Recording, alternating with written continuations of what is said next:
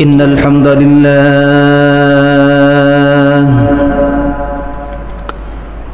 الحمد لله رب العزة الذي جعلنا خير أمة ثم أدخلنا في أهل السنة والجماعة وأخرجنا من أهل البدعة والفرق الباطلة نشهد أن لا إله إلا الله الحي القيوم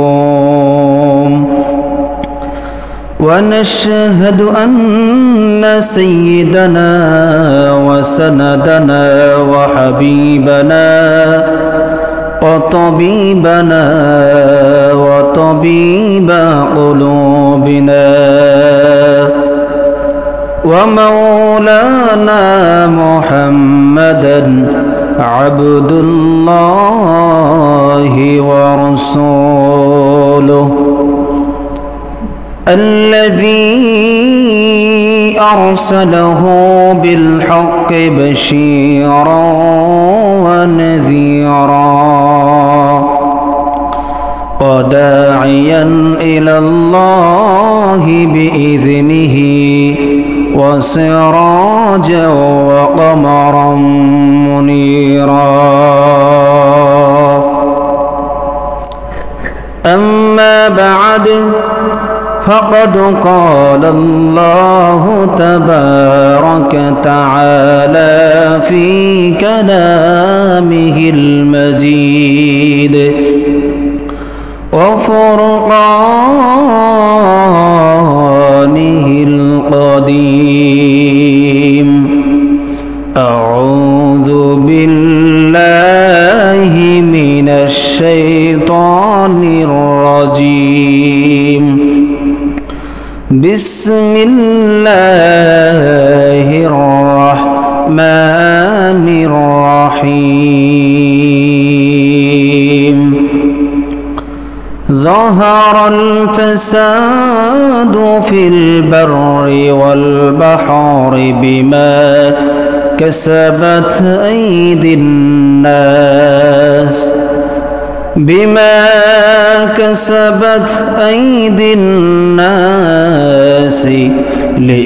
ليذيقهم بعض الذي عملوا لعلهم يرجعون صدق الله العظيم وصدق رسوله النبي الحبيب الكريم ونحن على ذلك من الشاهدين والشاكرين والحمد لله رب العالمين وقال تعالى في شان حبيبه نبيه ومحبوبه مخبرا وآمرا إن الله وملائكته يصلون على النبي يا أيها الذين آمنوا صلوا عليه وسلموا تسليما اللهم صل على سيدنا مولانا محمد وعلى آل سيدنا مولانا رسول আমার ভালোবাসা রসুল আমার আলোর আশা রসূল আমার প্রেম বিরহের মূল আলোচনা রসূল আমার কাজী কর্মী অনুপ্রেরণা আল্লাহুম্মা সাল্লি আলা সাইয়্যিদিনা মাওলানা মুহাম্মদ ওয়া আলা আলি সাইয়্যিদিনা মাওলানা রাতের আধারে যারা সিজদাতে রায় দুচোখের অশ্রুতে নদী যেন বয়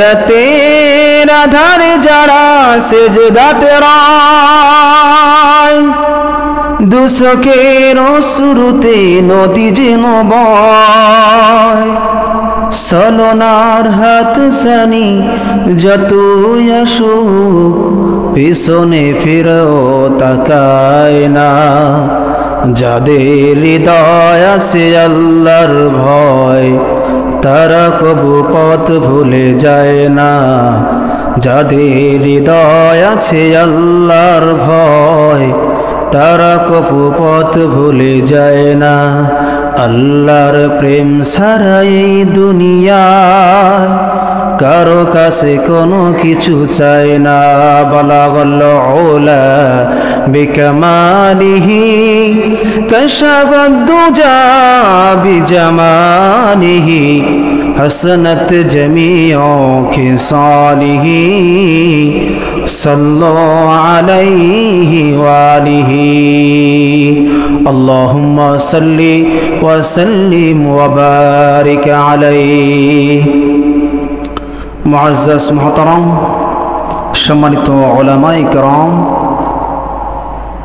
মুরব্বিয়ানে আযম মুসলিনে কেরাম যুবক ভাইরা কচিকাঁচা মাসুম বাচ্চারা তলিবুল ইলম ছাত্র বন্ধুরা আসুন আমরা সেই মহা রব্বের দরবারে প্রাণ খুলে মন খুলে কালিমাতু শুকর আদায় করি যে আল্লাহ রাব্বুল আলামিন আপনাকে আমাকে শরীরকে সুস্থ রেখে সাইয়্যিদুল আইয়াম সপ্তাহের শ্রেষ্ঠ দিনে শুক্রবার দিনে জুমার নামাজের উদ্দেশ্যে মসজিদে আসার এবং বসার তৌফিক ইনায়েত করলেন এজন্য আমরা খুশি না বেজার আটো জোরে বলেন না খুশি না বেজার যদি খুশি হই সকলে প্রাণ খুলে মন খুলে কালিমাতু শুকর আদায় করে বলে আলহামদুলিল্লাহ লক্ষ কোটি দুরূদ ও সালাম তার চেয়েও অনেক অনেক বেশি আল্লাহর সৃষ্টির প্রধান আকর্ষণ বিশ্বসভার সভাপতি সমস্ত রাসূলগণের মাথার মুকুট শামসুল হিদায়া শানশাহে রিসালা শামসুদ্দোহা বদরুদ্দোজা হাবিবে খোদা সৈয়দুস সাকালাইন ইমামুল কিবলাতাইন ইমামুল হারামাইন ইমামুল মুরসালিন খাতামান নবিয়িন নবিয়িনা শফিঈনা কুদরাতিনা ওয়া বাকাউসাইনি আও আদনা মা আমিনার কলিজার টুকরা উম্মতের সুপারিশকারী রহমাতের ভান্ডারী সরকার দু আলম সুলতান মদিনা হাবিবে কিবরিয়া নবী মুহাম্মদুর রাসূলুল্লাহ সাল্লাল্লাহু আলাইহি সাল্লামের উপর জানাকে সৃষ্টি না করলে আসমান জমিন লৌহ কলম একুল কায়নাতের কোনো কিছুই সৃষ্টি করতেন না সেই শ্রেষ্ঠ নবীর শ্রেষ্ঠ উম্মত হিসেবে আমাদেরকে মুসলমানের ঘরে আল্লাহ সুবহানাহু ওয়া তাআলা পাঠাইলেন এজন্য আমরা খুশি না বেজার সেই নবীর প্রতি একবার মোহাব্বতের সাথে পড়ি সাল্লাল্লাহু আলাইহি ওয়াসাল্লাম সম্মানিত হাজরিন আল্লাহ রাব্বুল আলামিন আমাদের মাঝে দীর্ঘ এক সপ্তাহ পরে আবার জুমার নামাজে অংশগ্রহণ করা তৌফিক ইনায়েত করেছেন এর জন্য শুকরিয়া আদায় করি আলহামদুলিল্লাহ আজকের যে বিষয় নিয়ে আপনাদের সম্মুখে আলোচনা রাখবো তা হলো কোরআন হাদিস ও বিজ্ঞানের আলোকে গরমকাল গ্রীষ্মকাল কিভাবে আসে এবং এর পরিত্রাণ কি এ সম্পর্কে দুই চারটি কথা বলি, বিদায় নেব। ওয়া মা তাওফীকি ইল্লা বিল্লাহ। সম্মানিত হাজরিন, আল্লাহ রাব্বুল আলামিন আমাদেরকে দুইটি সিজন দিয়ে থাকেন, দুইটি কাল দিয়ে থাকেন। একটি হলো শীতকাল, আরেকটি হলো গরমকাল, গ্রীষ্মকাল, ঠিক কিনা বলেন? এগুলো আমাদের জন্য কল্যাণকর। যদি আমরা অধৈর্য হয়ে যাই, আমরা আল্লাহর উপর রাগান্বিত হয়ে যাই, তাহলে আমরা আল্লাহ পাক রব্বুল আলামিনের কৃতজ্ঞতা, তার শুকরিয়া আদায় করতে পারলাম না। আল্লাহ পাক আমাদেরকে যা কিছু দেন এগুলো বান্দার মঙ্গলের জন্য দিয়ে থাকেন। বান্দার অমঙ্গলের জন্য কোনো কিছুই আল্লাহ সুবহানাহু ওয়া তাআলা দান করেন না। সম্মানিত হাজরিন, সময় অত্যন্ত সংক্ষিপ্ত, এর ভিতরে আমার দুই চারটি কথা বলতে হবে। আমরা প্রথমেই বিজ্ঞানের আলোকে জেনে নেই গরমকাল আমরা কিভাবে পাই, আমাদের মাঝে গরমকাল কিভাবে আসে। আমরা সকলে জানি এই পৃথিবীটা গোলাকার। এই পৃথিবীটা কি বলেন? গোলাকার। প্রথমে বিজ্ঞানীরা এটা বিশ্বাস করতে চায় নাই যে পৃথিবীটা গোলাকার। তারা বলেছিল পৃথিবীটা চ্যাপ্টা। কিন্তু তারা কোরআন যখন রিসার্চ করা শুরু করলো, দেখলো কোরআনের ভিতরে আল্লাহ সুবহানাহু ওয়া তাআলা বলে দিয়েছেন যে এই পৃথিবীটা হচ্ছে গোলাকার। যদি বলেন না সুবহানাল্লাহ। সম্মানিত হাজরিন, এই পৃথিবীটা এমনকি চন্দ্র, সূর্য, তারকারাজি, দিন রাত যা কিছুই আছে না কেন, সব কিছুই চলমান, বিদ্যমান, সকলেই বিচরণ করে, ঘুরে। কিন্তু বিজ্ঞান এটা প্রথমে বিশ্বাস করতে চায় নাই। বিজ্ঞান বলেছিল যে পৃথিবী সূর্যের চারপাশে ঘুরে। তারপরে আবার শেষ করলো না, সূর্য পৃথিবীর চারপাশে ঘুরে। কিন্তু আল্লাহ রাব্বুল আলামিন ১৫০০ বছর আগে আপনার আমার নবী মুহাম্মদ সাল্লাল্লাহু আলাইহি সাল্লামের প্রতি একখানা কিতাব দিয়েছেন। সেই কিতাবের নাম হচ্ছে কোরআন মাজিদ। এই কোরআন মাজিদের ভিতরে আল্লাহ রাব্বুল আলামিন জানিয়ে দিয়েছেন শুধু পৃথিবী ঘোরে না, পৃথিবী, চন্দ্র, সূর্য, দিন রাত সব কিছুই চলমান, সবাই ঘুরতে থাকে। বলেন না সুবহানাল্লাহ। আল্লাহ রাব্বুল আলামিন সূরাতুল আম্বিয়ার ৩৩ নম্বর আয়াতে আল্লাহ রাব্বুল আলামিন সুন্দর করে বলে দিয়েছেন। আল্লাহ রাব্বুল আলামিন বলেন, ওহুয়াল্লাযী খালাকাল লাইলা ওয়ান নাহারা والشمس والقمر في فلك يسبحون।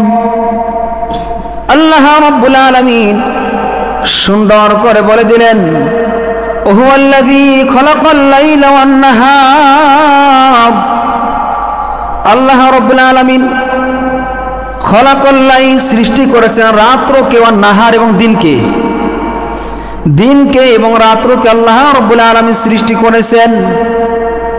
তারপর আল্লাহ বলেন ওয়াশ-শামস ওয়াল কমার, এবং সূর্য এবং চন্দ্রকে সৃষ্টি করেছেন।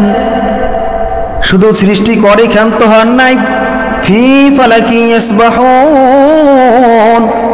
এই আল্লাহ রাব্বুল আলামিন আসমান, জমিন, তারপরে চন্দ্র, সূর্য, দিন রাত আল্লাহ সৃষ্টি করলেন।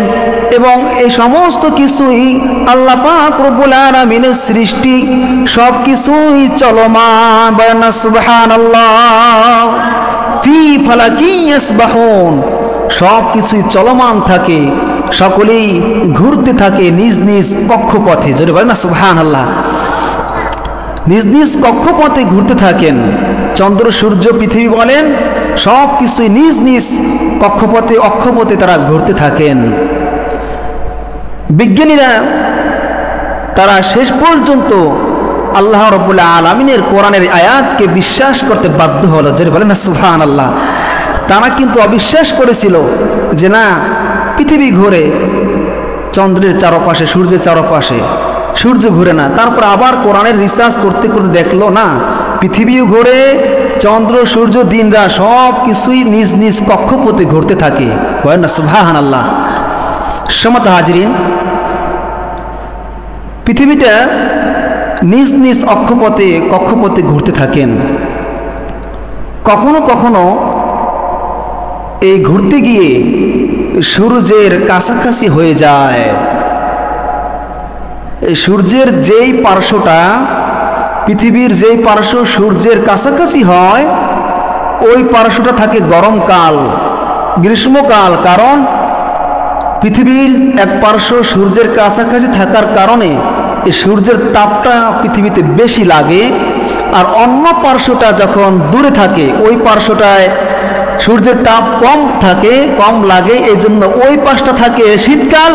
আর যেই পাশে সূর্যের কাছাকাছি থাকে, ওই পাশে তাপ লাগার কারণে ওই পাশটা থাকে গরমকাল। যেটা বলে না সুবহানাল্লাহ। আল্লাহ পাকের কি সৃষ্টি!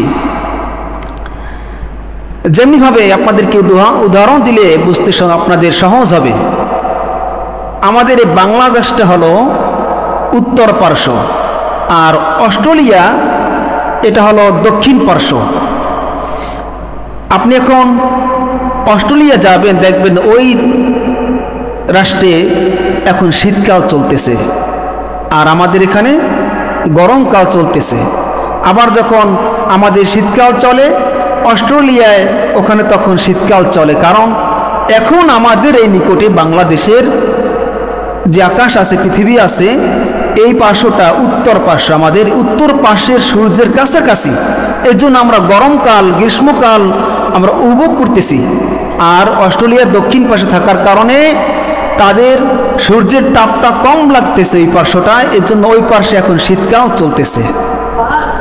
সম্মানিত হাজরিন, তাহলে আমরা বিজ্ঞান থেকে জানতে পারলাম আমরা গরমকাল আর শীতকাল কিভাবে পাই, ঠিক কিনা বলেন? এখন আমরা হাদিসের দিকে আমরা একটু লক্ষ্য করি। রাসূল করিম সাল্লাল্লাহু আলাইহি সাল্লাম হাদিসের মধ্যে বলেছেন, লম্বা হাদিসের ভিতরে আবু হুরায়রা রাদিয়াল্লাহু তাআলা আনহু থেকে বর্ণিত, তিনি বর্ণনা করেন, জাহান্নাম আল্লাহ সুবহানাহু ওয়া তাআলার কাছে অভিযোগ করেছেন। কি করেছেন বলেন? অভিযোগ করেছেন। জাহান্নাম কেঁদে কেঁদে আল্লাহ রাব্বুল আলামিনের কাছে অভিযোগ করল, বলল, ইয়া রব, হে রাব্বুল আলামিন, আপনি আমাকে সৃষ্টি করেছেন, কিন্তু আমার এক পার্শ্ব অন্য এক পার্শ্বকে খেয়ে ফেলতেছে। এ কথা বলে আল্লাহ রাব্বুল আলামিনের কাছে অভিযোগ করলো জাহান্নাম। আল্লাহ রাব্বুল আলামিন তখন জাহান্নামকে বললেন, ও জাহান্নাম, তুমি এখন দুইটা নিঃশ্বাস ছাড়ো। জাহান্নাম দুইটি মাত্র নিঃশ্বাস ছাড়লেন। একটা নিঃশ্বাস ছাড়লেন গরম, আরেকটা নিঃশ্বাস করলেন ঠান্ডা। বলেন না সুবহানাল্লাহ। একটা নিঃশ্বাস করলেন গরম, আরেকটি নিঃশ্বাস ছাড়লেন সেটা হলো ঠান্ডা। এই গরম নিঃশ্বাস দ্বারা আল্লাহ পাক রব্বুল আলামিন গরমকাল দিয়েছেন, গ্রীষ্মকাল দিয়েছেন, আর ঠান্ডা নিঃশ্বাস দ্বারা শীতকাল আল্লাহ পাক রব্বুল আলামিন বানিয়েছেন। বলেন না সুবহানাল্লাহ। গরমকালে একটা নিঃশ্বাস ছেড়েছে, শীতকালের আর একটা নিঃশ্বাস। মায়ার নবী সাল্লাল্লাহু আলাইহি সাল্লাম বললেন, এই গরমকালে নিঃশ্বাস যে ছেড়েছে এটাই হলো গরমকাল, আর যে ঠান্ডা নিঃশ্বাস ছাড়লেন এটা হলো শীতকাল। তাহলে আমরা যে গরম উপলব্ধি করি আর ঠান্ডা উপলব্ধি করি, গ্রীষ্মকাল উপলব্ধি করি আর শীতকাল উপলব্ধি করি, এগুলো হচ্ছে জাহান্নামের একটা নমুনা। জাহান্নামের নমুনা হচ্ছে এই গরমকাল আর শীতকাল। কারণ জাহান্নামের নিঃশ্বাস থেকেই গরমকাল আর শীতকাল আসলো। মায়ার নবী সাল্লাল্লাহু আলাইহি সাল্লাম গরমের, জাহান্নামের যে গরম, জাহান্নামের আগুনের যে তাপ প্রতাপ, এটা আল্লাহ রাসূল সাল্লাল্লাহু আলাইহি সাল্লাম বান্দাদেরকে, তার উম্মতদেরকে শেখানোর জন্য গরমকালকে আল্লাহ রাসূল সাল্লাল্লাহু আলাইহি সাল্লাম তিনি নির্দেশনা দিলেন। গরমকালকে ইশারা করলেন যে তোমরা জাহান্নামের আগুন যদি দেখতে চাও, জাহান্নামের আগুনকে উপলব্ধি করতে চাও, দুনিয়ার ভিতরে যে গরমকাল আসবে, এই গরমকাল থেকে তোমরা শিক্ষা নাও। সুবহানাল্লাহ। শুধুমাত্র কি জাহান্নামের ভিতরে আগুন দিয়ে শাস্তি দেওয়া হবে এমনটি নয়, শুধুমাত্র গরম দিয়েই শাস্তি দেওয়া হবে এমনটি নয়, জাহান্নামের ভিতরে ঠান্ডা, অতিরিক্ত ঠান্ডা, অতি ঠান্ডা দ্বারাও আল্লাহ রাব্বুল আলামিন বান্দাকে শাস্তি দিবেন। এজন্য মায়ার নবী সাল্লাল্লাহু আলাইহি ওয়াসাল্লাম শীতকাল থেকে জাহান্নামের যে ভিতরে ঠান্ডা আল্লাহ পাক রব্বুল আলামিন দিবেন, সেটা শীতকাল থেকে আমাদের কি শিক্ষা নিতে করেছেন। সুবহানাল্লাহ। রাসূল করিম সাল্লাল্লাহু আলাইহি সাল্লামের একজন সাহাবী জোহরের রক্তে আজান দিবেন, ওই সময় আজান দেওয়ার জন্য প্রস্তুতি গ্রহণ করেছিলেন। গরমকালে, গ্রীষ্মকালে জোহরে আজান দিবেন, মায়ার নবী সাল্লাল্লাহু আলাইহি সাল্লাম বললেন, তুমি আর কিছুক্ষণ পরে আজান দাও, কিছুক্ষণ পরে জোহরের আজান দাও। ওই সাহাবী কিছুক্ষণ ওয়েট করলেন, কিছুক্ষণ পরে আবার আজানের জন্য প্রস্তুতি হলেন। আজান দিতে দেওয়ার জন্য তিনি মিনারায় গেলেন। মায়ার নবী সাল্লাল্লাহু আলাইহি সাল্লাম বললেন, ও সাহাবী, তুমি আরো কিছুক্ষণ পরে আজান দাও। কিছুক্ষণ পরে আবার আজান দিতে উঠলেন। মায়ার নবী বললেন, আরো কিছুক্ষণ পরে আজান দাও। কিছুক্ষণ পরে আজান দেওয়া হলো। মায়ার নবীজি নামাজ পড়ালেন। নামাজের পরে বললেন, ও সাহাবীরা শোনো, আমি তোমাকে আমি এই জন্য আজান নিষেধ করেছি, একটু দেরিতে দিতে বলেছি এই জন্য, কারণ এখন গরমকাল চলতেছে আর এই অতিরিক্ত গরম আসে জাহান্নাম থেকে। এই জন্য তোমরা ওই জাহান্নামের একটা তাপ যখন দুপুরবেলা উঠে বেড়ায়, ওই সময় তোমরা নামাজ পড়বে না। আর একটু গরমের সিজনে তোমরা একটু লেট করে, একটু দেরি করে নামাজ আদায় করবে। সুবহানাল্লাহ। মায়ার নবী সাল্লাল্লাহু আলাইহি সাল্লাম শিক্ষা দিলেন আমাদেরকে গরমকালে জোহরের নামাজ একটু লেট করে পড়তে হবে, যাতে করে তার উম্মতের, আল্লাহ পাকের বান্দাদের কোনো কষ্ট না হয়। আর শীতকালের জোহরের নামাজ আবার তাড়াতাড়ি পড়তে বলেছেন, কারণ বেলা কম থাকে। আর গরমের সিজনে কি বেলাটা বেশি থাকে, এই জন্য আল্লাহ রাসূল সাল্লাল্লাহু আলাইহি সাল্লাম একটু লেট করে নামাজ পড়তে বলেছেন। সম্মানিত হাজিরিন, তাহলে আমরা জানতে পারলাম হাদিসের আলোকে গরমকাল কিভাবে পাই, শীতকাল কিভাবে পাই। রাসূল করিম সাল্লাল্লাহু আলাইহি সাল্লাম এই যে গরমকাল আসলে পরে অতিরিক্ত গরম পড়লে নবীজি বলেছেন, তোমরা যে অতিরিক্ত গরম ভোগ করো, অতিরিক্ত তোমরা এই গরমের তাপ উপলব্ধি করো, এটা হলো জাহান্নামের একটা নমুনা। জাহান্নামে এতটা বেশি আল্লাহ পাক রব্বুল আলামিন গরম দিবেন, এগুলো আমরা সহ্য করতে পারবো না। লক্ষ লক্ষ মাইল উপরে সূর্য, এই গরমে আমরা সহ্য করতে পারি না। আমাদের পিঠ উরগুলো পুড়ে ওঠে।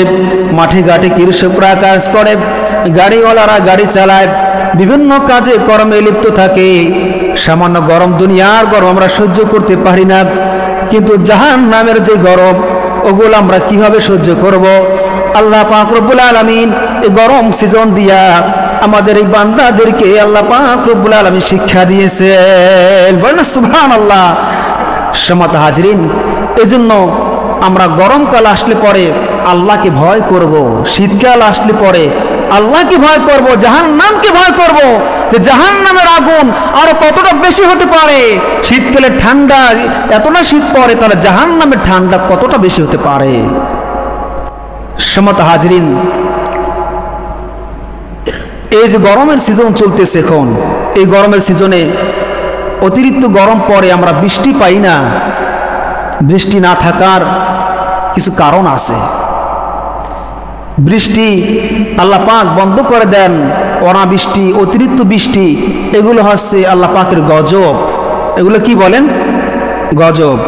দুর্ভিক্ষ দেখা দেয়, এটা গজব। সম্মানিত হাজিরিন, এগুলো হচ্ছে আমাদের হাতের কামাই। এগুলো কি বলেন? আমাদের হাতের কামাই। রাসূল করিম সাল্লাল্লাহু আলাইহি সাল্লাম বলেছেন, যেই রাষ্ট্রে, যেই জায়গায় জাকাতের আদান প্রদান কম হয়, জাকাত দেওয়া বন্ধ হয়ে যায়, ওই দেশে দুর্ভিক্ষ দেখা দেয়। যে দেশে ইয়ামুরুনা বিল মা'রুফ ওয়া নাহুনা আনিল মুনকার, সৎ কাজের আদেশ, অসৎ কাজের নিষেধ না করা হয়, ওই দেশে দুর্ভিক্ষ দেখা দেয়, আল্লাহর গজব পড়ে, ওই দেশে আল্লাহ পাকের বৃষ্টি হয় না। বৃষ্টি হচ্ছে আল্লাহ পাকের রহমতের বৃষ্টি, কিন্তু অতিরিক্ত বৃষ্টিও গজব আছে। আবার অনাবৃষ্টি যেখানে বৃষ্টি হয় না, ওটাও আল্লাহ পাকের গজব। সমাত হাজরিন, রাসূল করিম সাল্লাল্লাহু আলাইহি সাল্লাম এই গরমের সিজনে যখন দুর্ভিক্ষ দেখা দিত, তখন নবীজি সালাতুল ইস্তিসকা, বৃষ্টির প্রার্থনার জন্য নামাজ আদায় করতেন। যদি বলেন না সুবহানাল্লাহ। সাহাবায়ে কেরাম আলাইহিস সালাতু ওয়াস সালামদেরকে নিয়ে নবীজি 2 রাকাত নামাজ পড়েছিলেন সালাতুল ইস্তিসকা। রাসূল করিম সাল্লাল্লাহু আলাইহি সাল্লাম দোয়া করতে লাগলেন নামাজ আদায় করে। দোয়া করতে করতে নবীজির হাত উল্টো হয়ে গেল, এইভাবে দোয়া করতে লাগলেন। তার মানে বৃষ্টি বর্ষণ হয় দুনিয়ায় এইভাবে, এজন্য নবীজি দোয়া এভাবে করলেন। তারপরেই রাসূল করিম সাল্লাল্লাহু আলাইহি সাল্লাম হাদিসের মধ্যে বলেন, যখনই নবীজি দোয়া শেষ করে, মানুষগুলো ঘরে পৌঁছতে না পৌঁছতেই আল্লাহ পাক রহমতের বৃষ্টি বর্ষণ হতে শুরু করলো। যে বলেন না সুবহানাল্লাহ। কিন্তু যদি কোনো এলাকায়, কোনো রাষ্ট্রে খারাপ কাজ চলে, অতিরিক্ত খারাপ কাজ, জিনাহের কাজ চলে, তাহলে ওই এলাকার ভিতরে বৃষ্টি বর্ষণ হয় না। হযরতে মূসা কালিমুল্লাহ আলাইহিস সালাতু ওয়াস সালাম, তার জামানায় দুর্ভিক্ষ দেখা দিল। কোনো একদিন দুর্ভিক্ষ দেখা দেওয়ার সময় সবাইকে আল্লাহ রাসূল মূসা কালিমুল্লাহ আলাইহিস সালাম ডাকলেন, বললেন সালাতুল ইস্তিসকা নামাজ হবে, বৃষ্টি আল্লাহ বৃষ্টির জন্য আল্লাহ পাকের কাছে আমরা প্রার্থনা করব, তাওবা করব, তোমরা এক জায়গায় আসো। এক জায়গা ডাকলেন, সমস্ত তার উম্মতের এক জায়গা হলেন। আল্লাহ পাক রব্বুল আলামিনের কাছে মূসা কালিমুল্লাহ আলাইহিস সালাম দোয়া করলেন, বললেন ইয়া রাব্বাল আলামিন, আপনি আমাদের জন্য বৃষ্টি বর্ষণ করুন, দুর্ভিক্ষ আমাদের মাঝ থেকে উঠিয়ে নিন। আল্লাহ সুবহানাহু ওয়া তাআলা বললেন, তোমার ওই মজলিসের ভিতরে এমন একজন পাপী মানুষ আছে, যিনি 40 বছর ধরে গুনাহ করতেছে, একদিন পর্যন্ত আমার কাছে তওবা করে না। 40 বছর ধরে গুনাহের কাজ, পাপের কাজ, জিনার কাজ করে করে বেড়াইতেছে, কিন্তু একটা দিন তওবা করার সুযোগ হয় নাই। একটা দিন ধরে আমার কাছে, আল্লাহ পাকের কাছে, আমি রবের কাছে তওবা করে না। যতক্ষণ না পর্যন্ত ওই বান্দা তোমার মজলিস থেকে না উঠে যাবে, ততক্ষণ পর্যন্ত আমি রহমতের বৃষ্টি নাজিল করব না। মূসা কালিমুস সালাম, তিনি তো রাগী নবী ছিলেন।